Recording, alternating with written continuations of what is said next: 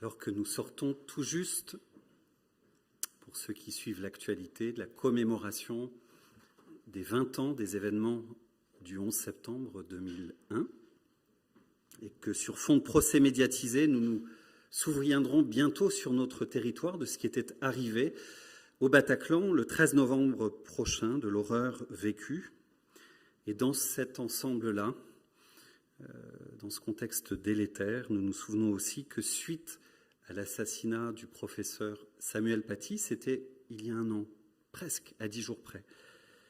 Nous nous souvenons que l'État français s'était saisi de ce climat et avait souhaité mener la guerre de manière déterminée contre les fondamentalismes, contre les séparatismes.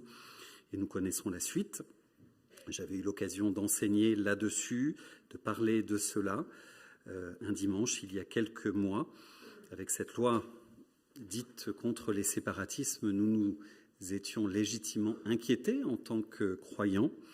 Les cultes avaient été mis quelque part, et c'est le cas dans l'élaboration, dans la loi qui va dans les décrets d'application vont être bientôt mis en place.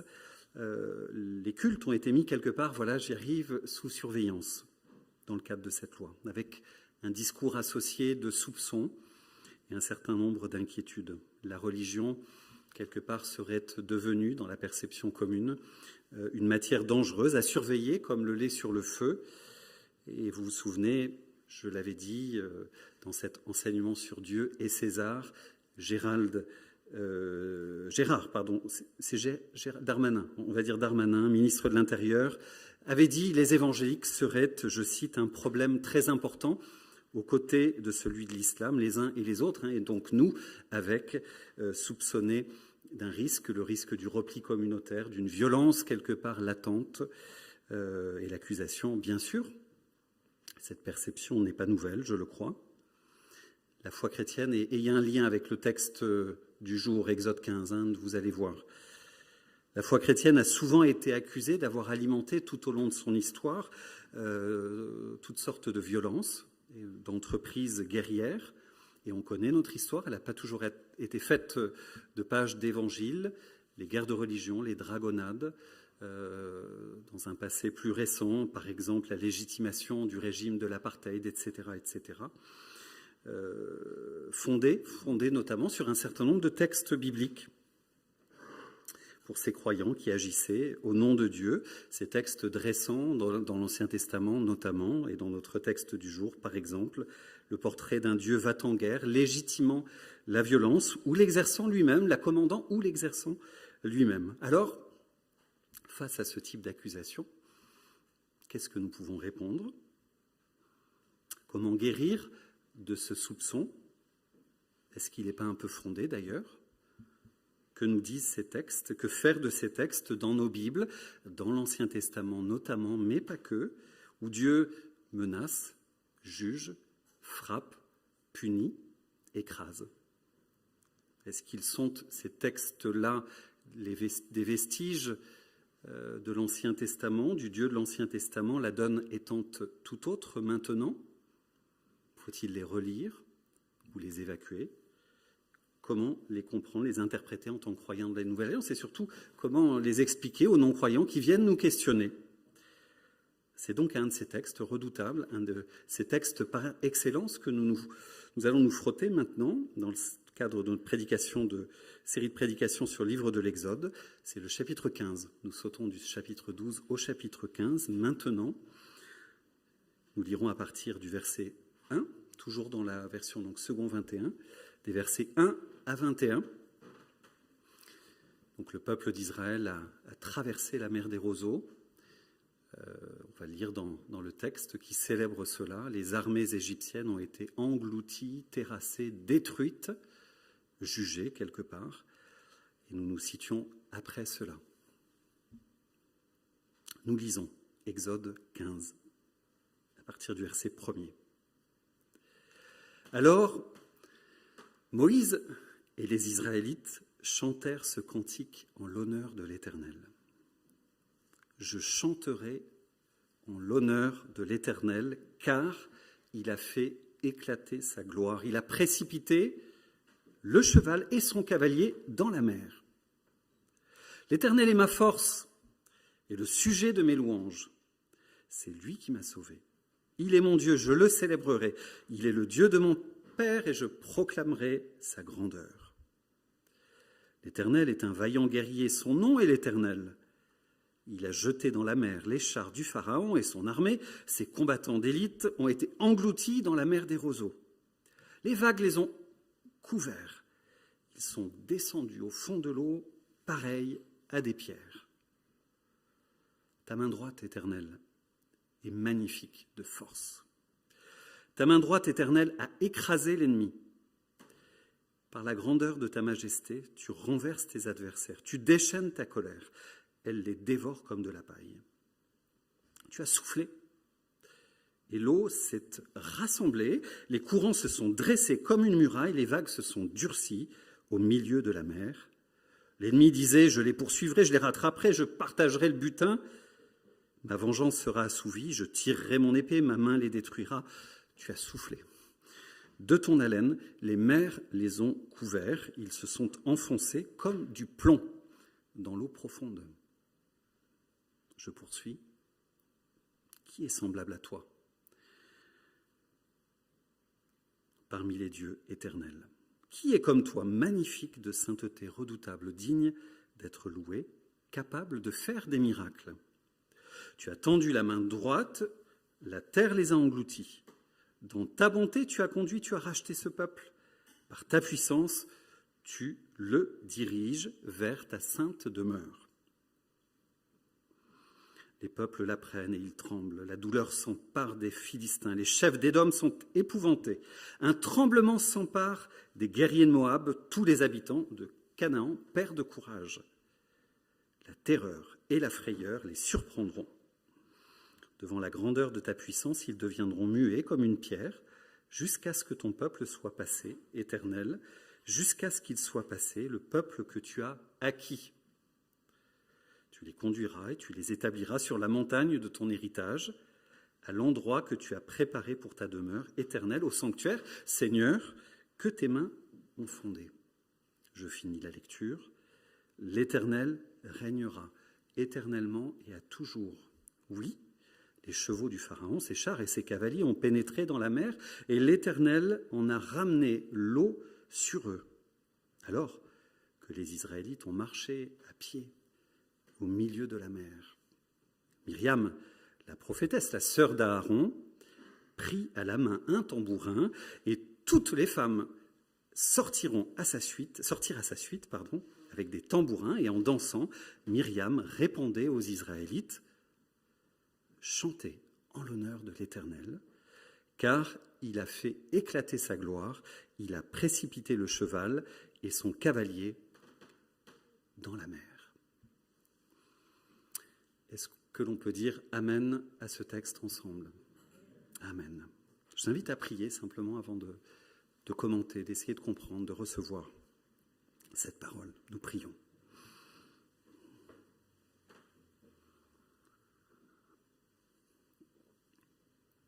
Oui, Seigneur, ta parole est la vérité, du début à la fin.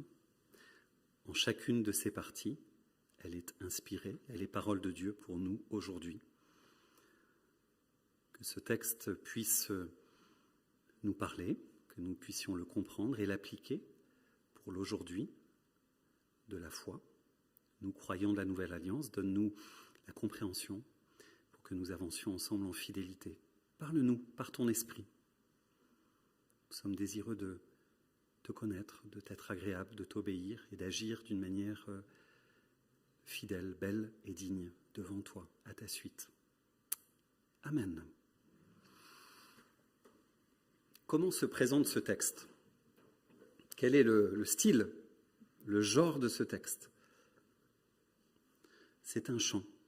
C'est un chant qui pourrait être versé, qui était quelque part versé au recueil de cantiques du peuple d'Israël de l'époque. Et c'est un texte dans la tradition orale, dans ces peuples qui ne connaissaient pas, qui ne lisaient pas, le peuple en tout cas, les membres du peuple qui ne lisaient pas, qui n'écrivaient pas, la connaissance, la transmission, notamment pour ce qui touchait à la foi, était transmise par les chants, par des enseignements didactiques, et c'est le cas ici, et ce chant a été repris a priori de génération en génération pour se souvenir ensemble de ce que Dieu a fait, de ce que Dieu avait fait pour le peuple d'Israël, le souvenir, le rappel du jour de la délivrance. C'était en quelque sorte, et ça, je crois, remplit à peu près les mêmes fonctions quelque part, le Happy Day de l'époque. Le souvenir du jour glorieux où Dieu était intervenu. Le jour du salut, le jour de la délivrance. On imagine, ce devait être assez spectaculaire, des centaines de milliers de personnes rassemblées. On estime à peu près 2 millions de personnes, le peuple de Dieu, à l'époque, scandant, chantant avec joie, avec tambourin, avec célébration, chantant de tout leur cœur, qui est comme toi, magnifique de sainteté, redoutable, digne d'être loué, capable de faire des miracles. Tu as tendu ta main droite, capable de détruire l'adversaire. Pardon, tu as tendu ta main droite, excusez-moi, la terre les a engloutis. Le caractère redoutable de Dieu et sa main puissante, capable de détruire l'adversité, d'engloutir l'opposant, le méchant, réjouit le cœur d'Israël et anime, inspire la louange du peuple. Est-ce le cas pour nous ce matin? Pourrions-nous chanter, sans faire gloups, cet hymne guerrier?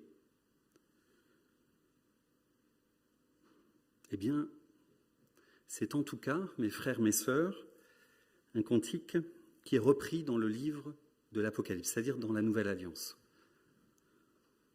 Pour parler du combat final que Dieu mènera à la fin des temps, dans un temps qui est devant nous, qui anime notre espérance contre les puissances du mal. Il est parlé de la reprise du cantique de Moïse, et c'est ce texte clairement, il n'y a pas débat, c'est ce texte, ce chapitre du livre de l'Exode dont il est question. Écoutez ce texte qui nous parle donc voilà, de ce que Dieu va faire et ce à quoi nous aspirons. Puis je vis dans le ciel un autre signe, grand et extraordinaire, 7 anges qui tenaient 7 fléaux, les derniers, car la colère de Dieu s'accomplit pour eux. Je vis aussi comme une mer de verre mêlée de feu, ceux qui avaient vaincu la bête, son image et le nombre de son nom étaient debout sur cette mer, tenant des harpes de Dieu. Ils chantaient le cantique de Moïse, le serviteur de Dieu, et le cantique de l'agneau en disant « Tes œuvres sont grandes, extraordinaires, Seigneur Dieu Tout-Puissant. Tes voies sont justes et véritables, Roi des nations. Qui pourrait ne pas te craindre, Seigneur, et rendre gloire à ton nom? Oui, toi seul, tu es saint, et toutes les nations viendront t'adorer, parce que tes actes de justice ont été révélés. » Le cantique de Moïse, notre texte, additionné au cantique de l'agneau, la totalité de la révélation, qui célèbre la victoire de Dieu sur les puissances adverses, qui célèbre et annonce le jour où Dieu établira sa justice, qui s'exprime par cet acte de jugement par lequel Dieu met un stop à l'humanité, à ses sévices, à son ignominie.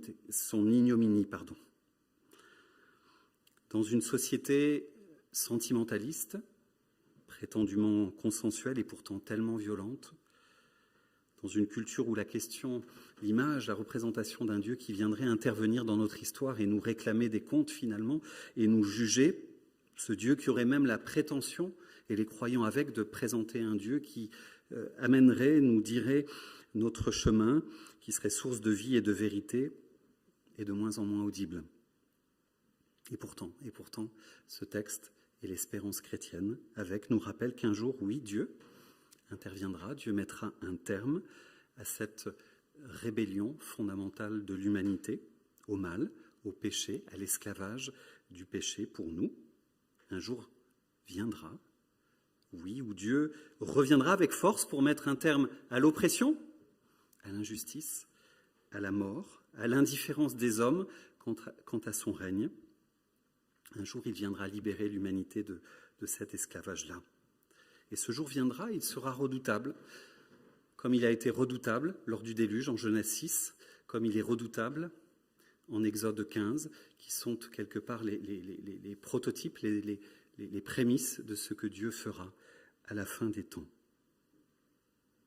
Sommes-nous capables d'appeler dans notre vie de prière personnelle, communautaire, dans notre soupir profond, d'appeler ce jour de libération et de célébrer par anticipation ce que Dieu fera?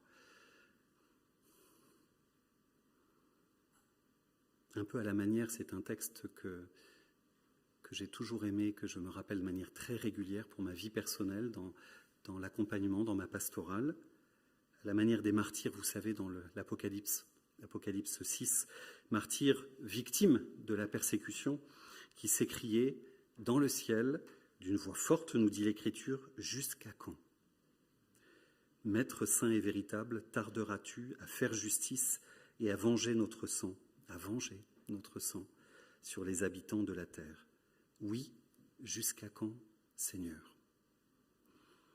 C'est une prière, un soupir que l'Écriture nous autorise, en particulier lorsque nous connaissons l'épreuve, nous rencontrons l'adversité, quand il y a des paroles, des adresses, des situations qui sont purement scandaleuses,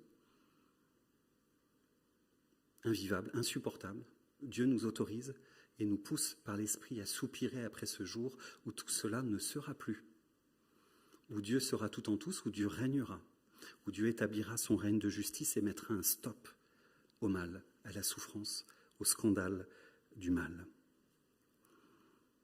Cette prière qui nous dit dans le Notre Père, c'est exactement cela. Viens, viens Seigneur, viens, que ton règne soit fait sur la terre comme au ciel, que tu règnes, viens régner comme tu règnes actuellement au ciel sur notre terre.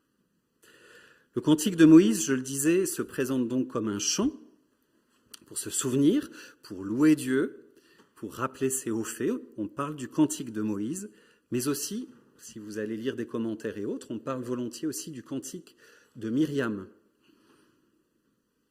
Pourquoi ? Parce que, vous l'avez lu, il y a un jeu de répondants entre Moïse, le peuple, les hommes et les femmes, le célébrant, le peuple tout entier, les femmes avec les femmes, etc. Vous imaginez avec l'ampleur de centaines de milliers de personnes, je le disais. Je ne sais pas concrètement d'ailleurs comment ça se... J'ai essayé de me représenter la chose de différentes manières, comment concrètement on peut entraîner dans le chant un peuple aussi nombreux. On imagine la distance que ça implique, comment ça fonctionnait en termes de sonorisation, en termes de relais, en termes d'écho, etc. Mais il y avait en tout cas ce jeu de réponse, comme on peut le vivre parfois dans nos cultes, avec des répondants, célébrants, assistance, hommes d'un côté, et puis les femmes répondent, etc. Ben là, c'était tout cela ensemble. Tout cela a été agencé. Et Moïse, on peut a priori se représenter la manière de vivre le chant comme ça. Moïse entonnait, en tant que conducteur du peuple, il entonnait les paroles que le peuple reprenait, que les hommes reprenaient, répétaient en chantant. Une strophe, il y en a 5 en tout dans notre texte, une strophe, et ensuite s'insérait un refrain. Et ça, c'est Myriam et les femmes qui intercalaient entre chaque couplet une réponse, ce refrain du verset 21, accompagné de tambourins, de manière festive, avec célébration, chanté en l'honneur de l'Éternel, car il a fait éclater sa gloire. Il a culbuté, en hébreu c'est culbuté le mot, il a culbuté, il a précipité le cheval et son cavalier dans la mer. Et 5 fois, strophe, refrain, strophe, refrain.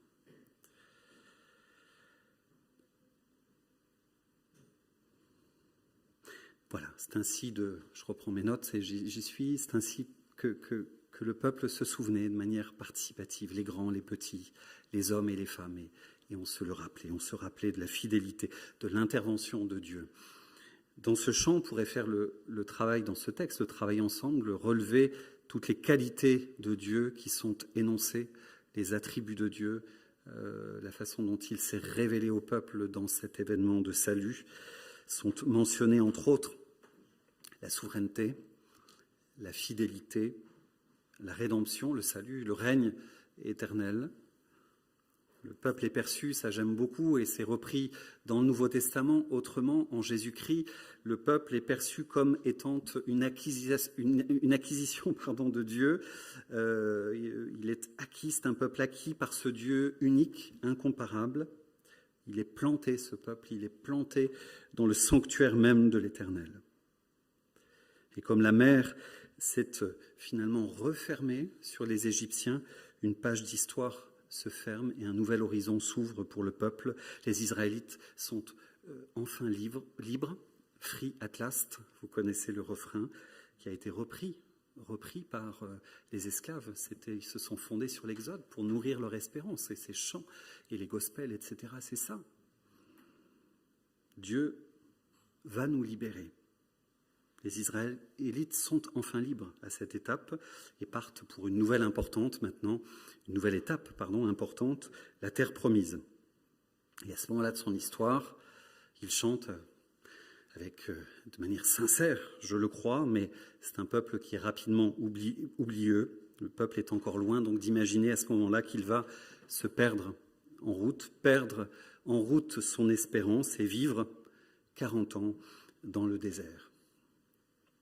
Comment, pour notre part, éviter cet écueil ? Comment éviter de tourner en rond dans nos vies ? Comment maintenir vive cette espérance du salut, de la rédemption, marchant vers la terre promise, conscient que Dieu nous a libérés en Jésus-Christ, qu'il y a un déjà de la libération et un pas encore de la libération ? Comment garder le cap en tant que croyants, chacun pour notre part, en tant que communauté, nous rappeler des hauts faits, de la fidélité de Dieu et avancer vers une suite que l'on sait maîtriser, connue de Dieu. Restons focus sur le fait que Dieu ne nous a pas oubliés, qu'il sait ce qu'il fait, conscient de ce qu'il a fait hier, conscient de la libération de son peuple. Il le fera demain également. Dieu demeurant. C'était dans ma première église sur le fronton de la chair, là. Dieu étant le même hier, aujourd'hui et éternellement. Un jour, c'est une certitude, c'est une promesse certaine, Dieu reviendra, il reviendra pour faire toutes choses neuves, pour laver, restaurer, renouveler sa création et libérer son peuple, ceux qu'il a appelés à lui, de l'oppression du mal, de Satan, de ses légions, de ses suiveurs et de toutes les structures d'injustice qui y sont rattachées. J'aspire, c'est une prière pour moi, j'aspire à ce jour. Et Dieu m'invite, soupire par l'esprit en moi, gémis avec la création tout entière après ce jour de libération, ce jour de justice, ce jour de joie, ce jour de salut. C'est le jour de l'Éternel qui vient, ce jour-là. Et je raccroche à mon introduction, la dévastation des tours jumelles, le massacre du Bataclan, la décapitation d'un professeur, le viol d'enfants innocents par de prétendus représentants de Dieu pour l'actualité la plus récente. Tout cela ne sera plus. Tout cela n'aura plus de droit de citer dans la présence de Dieu. Le mal, le méchant avec, sera révoqué.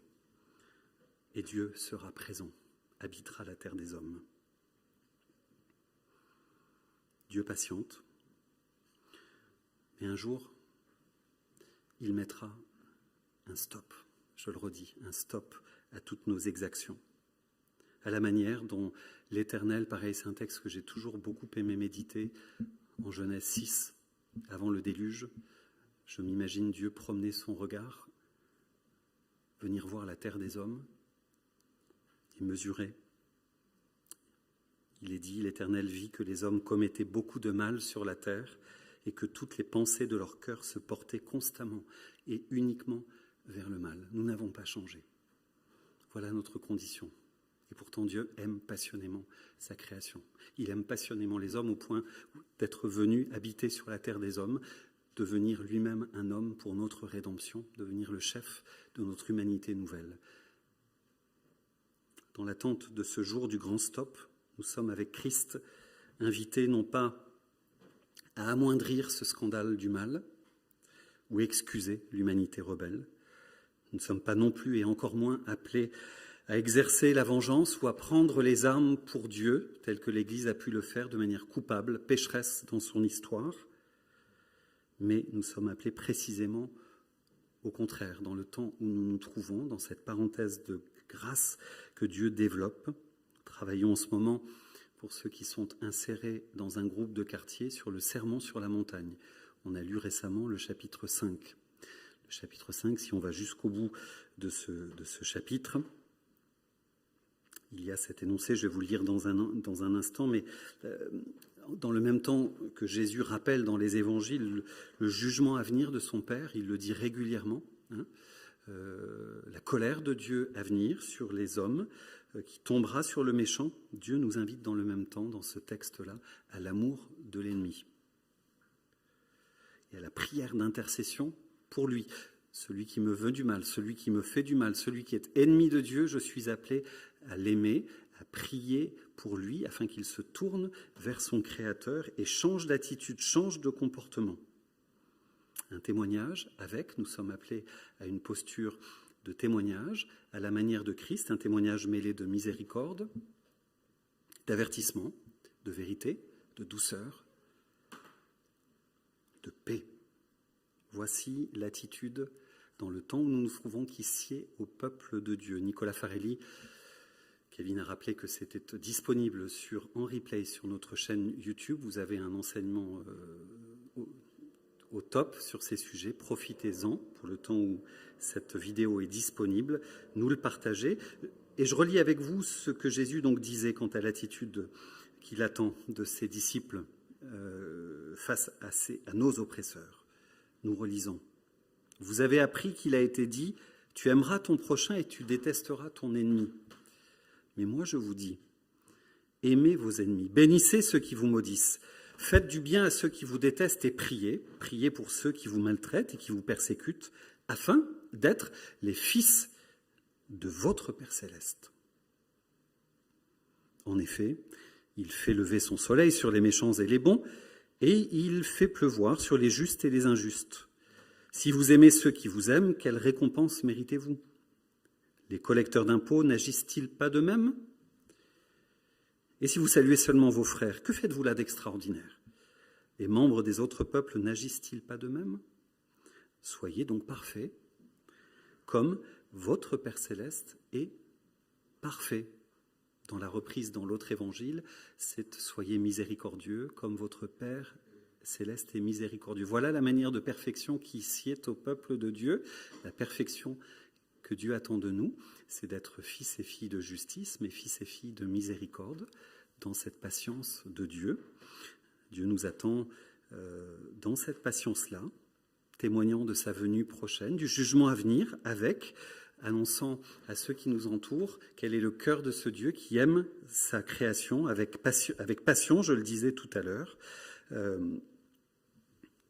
Il est temps de faire connaître ce Dieu-là à ceux qui nous entourent. Nous leur devons cette vérité, nous leur devons une posture de douceur, d'humilité, de service, par nos paroles, par nos actions, que nous puissions manifester de cette manière le règne de Dieu qui vient bientôt. Je vous invite à la prière simplement un temps de silence pour laisser descendre cet enseignement, voir comment ça peut nous rejoindre, remplir, animer notre louange, notre espérance, etc. Et ensuite, Gilbert approchera pour une annonce communautaire.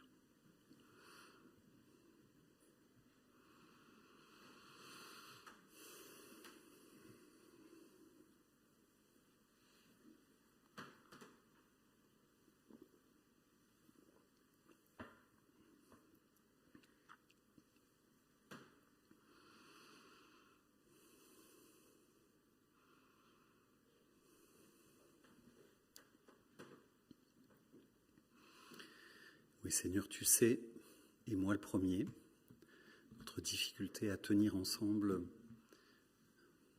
ces deux qualités qui sont en toi de toute éternité, l'amour, au-delà de l'amour que nous pouvons connaître, et la justice. Seigneur, apprends-nous à les tenir ensemble et à les vivre avec un juste soupir, dans une juste attitude, dans une juste manière d'être, vis-à-vis de ceux qui nous entourent. Remplis-nous d'un amour que nous ne connaissons pas naturellement et d'un désir de partager, témoigner, rencontrer, servir, avertir ceux qui nous entourent, oui, de ce Dieu que nous connaissons en Jésus-Christ.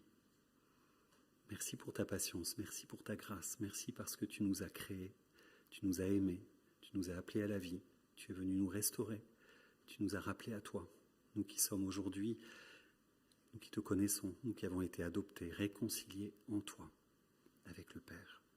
Te disons notre désir d'avancer en fidélité, de nous laisser transformer, Seigneur, à ta suite, et marcher en dépendance de toi, en confiance. Tu es notre Seigneur, notre souverain berger. Nous te bénissons, Seigneur. Amen.